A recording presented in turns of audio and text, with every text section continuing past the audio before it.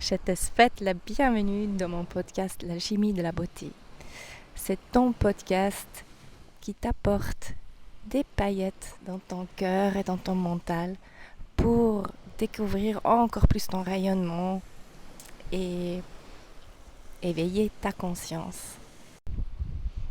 Je m'appelle Nicole Herman et en réfléchissant de quoi j'avais envie de parler aujourd'hui, je me suis dit je vais simplement vous emmener avec moi là où je suis aujourd'hui, c'est-à-dire en Corse, en vacances, et de partager mes réflexions sur un sujet lequel j'ai envie de partager depuis un moment, depuis un certain temps. Et puis là, c'est juste, je pense, le moment parfait pour en parler, parce que c'est exactement ce que je vis très très fort en ce moment. C'est l'intimité. Pendant que j'enregistre cet épisode, je suis assise dans le sable, au bord de la plage. Oui, je suis en vacances avec mon chéri, mon partenaire, mon mari. Et nous venons de nous rendre compte que c'est nos premières vacances. Vraiment vacances, pas juste week-end, mais vacances. Seuls sans nos enfants, depuis 20 ans. Pour revenir à l'intimité, c'est ça qui est beau de voir qu'elle est toujours là et qu'elle est plus forte que jamais, que nous avons une fondation très très solide et profonde d'intimité.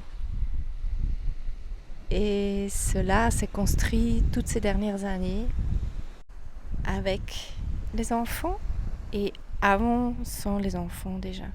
Pour moi, l'intimité peut être vécue à des différents niveaux, avec toute personne en fait. Mais lorsqu'on parle d'intimité, beaucoup pensent tout de suite à la proximité physique, sexuelle. Aujourd'hui, j'aimerais pas parler de ça. Ça sera pour un autre épisode. Mais une vraie intimité entre deux personnes, pour moi, c'est quelque chose de beaucoup plus profond encore que physique. C'est une intimité émotionnelle et mentale. Pour moi, une véritable intimité demande des échanges entre deux personnes, la transparence, la réciprocité et aussi de la vulnérabilité. Ça se construit au fur et à mesure.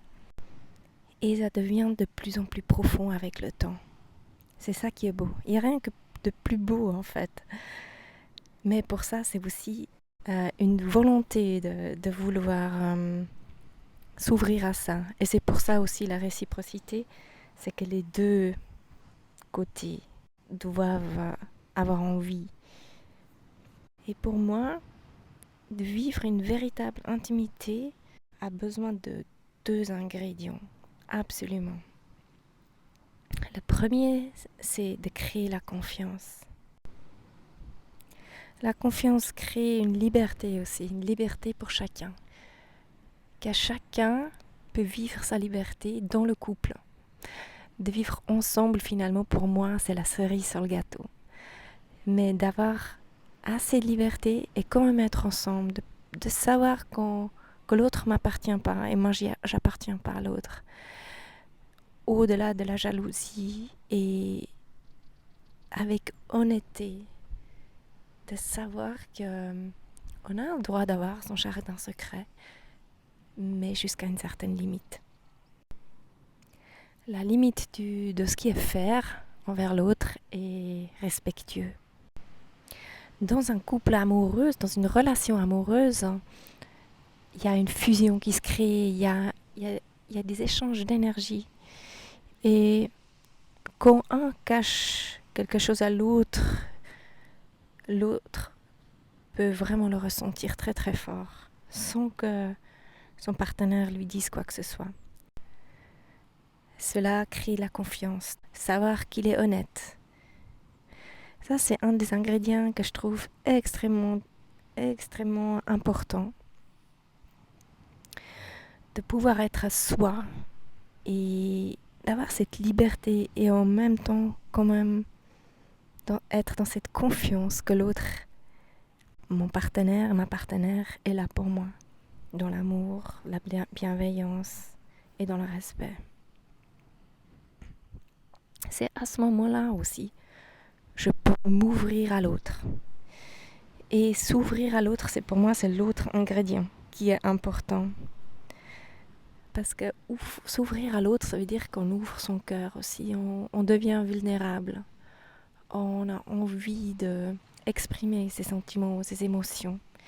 Et ça, c'est souvent la partie la plus challenging, c'est de pouvoir mettre les mots sur ce qu'on ressent. Mais quand on est dans une relation amoureuse, c'est l'amour qui prime. Et l'amour, elle vient de l'intérieur. Et pour cela, il faut s'ouvrir. Il faut que ton partenaire, ta partenaire, connaisse qui tu es, connaisse tes véritables pensées et sentiments. Bien sûr, il est important de savoir comment on peut dire quelque chose à l'autre, de quelle manière et à quel moment. Il faut parfois du courage d'être honnête, de partager ses pensées, mais c'est tellement, tellement enrichissant. Même si tes pensées arrivent peut-être tout d'abord chez l'autre de manière négative ou sous le choc ou avec une réaction que tu t'y attendais pas,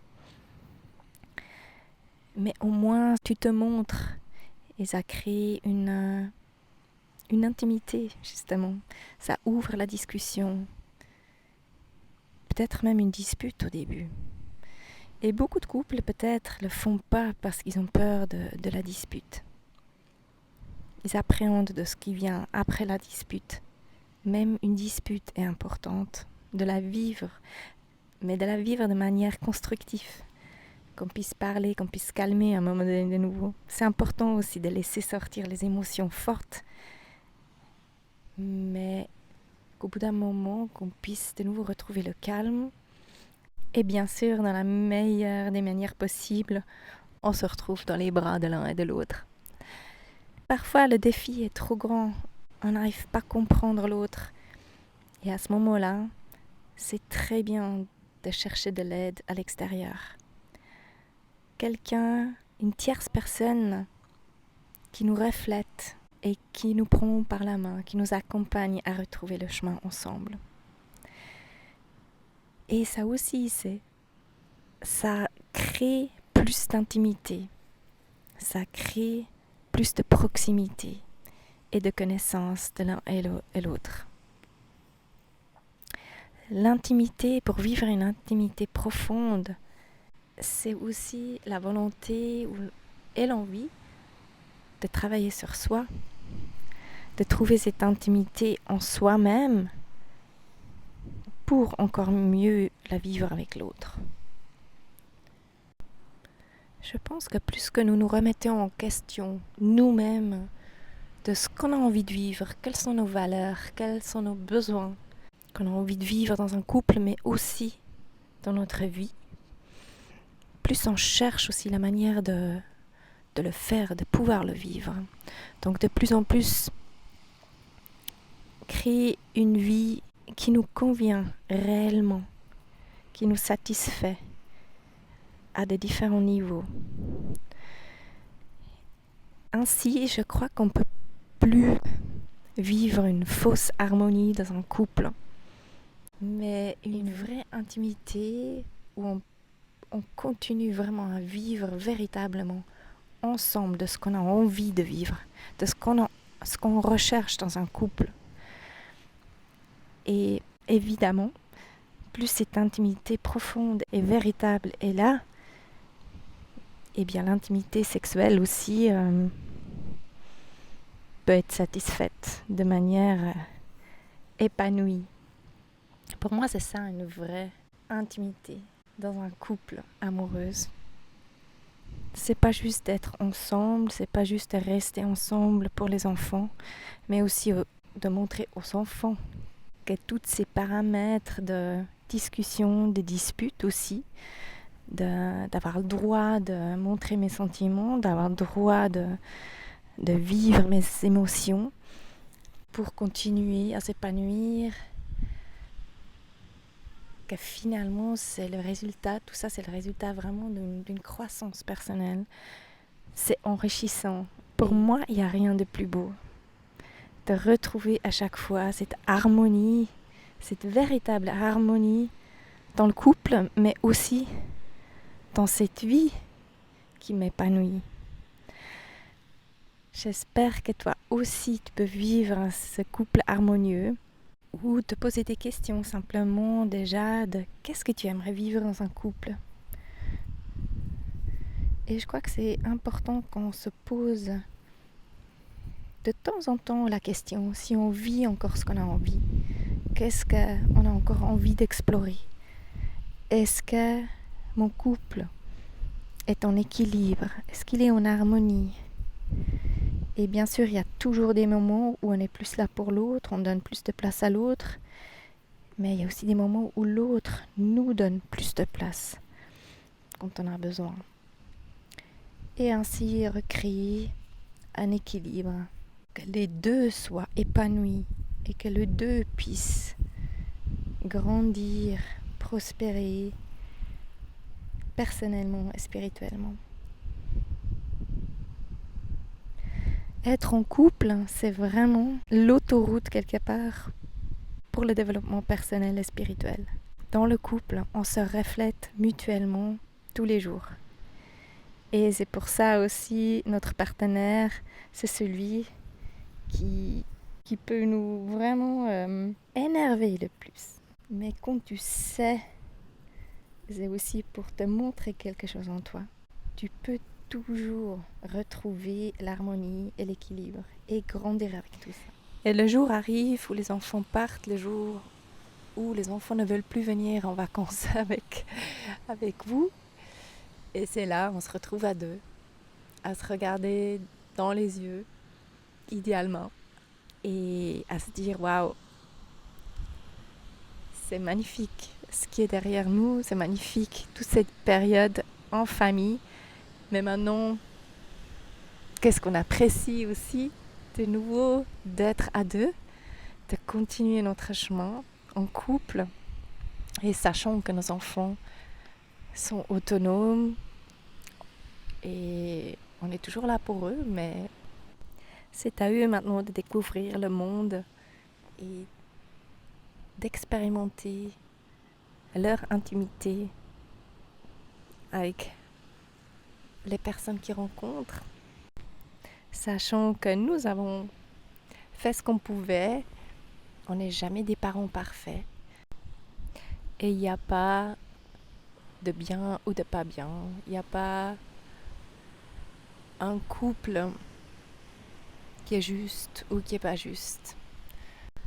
Le plus important, c'est qu'on puisse vivre une relation amoureuse authentique, qu'on puisse vivre ses valeurs et ses besoins. Il n'y a pas de jugement à faire de comment il faut vivre un couple. Pour moi, c'était comme ça, avec le même partenaire depuis 30 ans. Pour quelqu'un d'autre, c'est plusieurs partenaires. Et c'est juste aussi. Le plus important, c'est de savoir que c'est juste pour soi-même. Donc j'espère que j'ai pu te donner quelques envies, peut-être de réflexion, de poser toi-même des questions pour retrouver ta véritable intimité avec toi-même et aussi avec ton partenaire ou ta partenaire. Et je te remercie d'avoir été là, de m'avoir écouté, d'avoir pu passer du temps ensemble et puis je me réjouis de te retrouver la semaine prochaine. Bye!